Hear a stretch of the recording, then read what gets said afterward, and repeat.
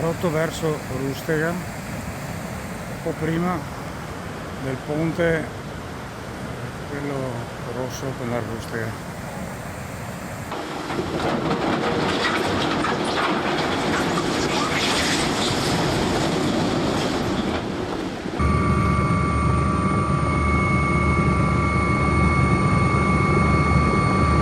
Noi avevamo come sempre controllato soprattutto i punti più delicati, quelli più critici, dove ci sono i ponti, dove ci sono gli innesti, e stava sfiorando il limite l'acqua.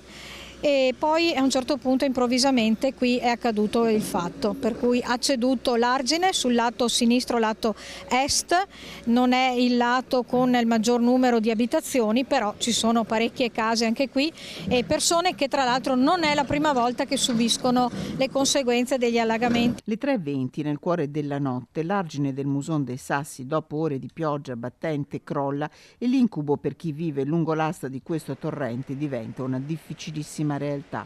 A svegliare i residenti di Soprassalto sono le sirene della protezione civile.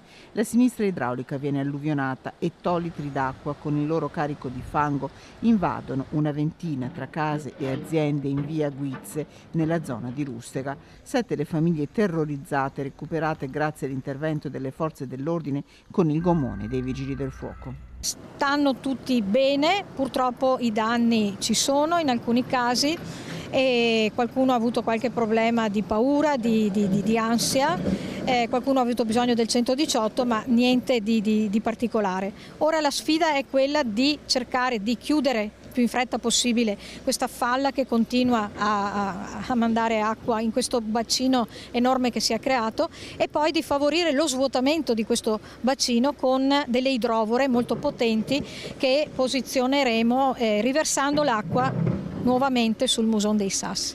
Le scuole sono rimaste chiuse per tutto il giorno nel comune che, oltre all'argine del Muson, ha fatto i conti con il rischio esondazione dei corsi d'acqua minori. Allagamenti minimi hanno interessato anche l'ospedale. Il lavoro di chiusura continua senza sosta anche in queste ore in condizioni difficili con un argine che frollo d'acqua rischia di franare sotto il carico di camion e ruspe. A ore sarà dichiarato lo stato di emergenza. L'incubo continua a essere realtà.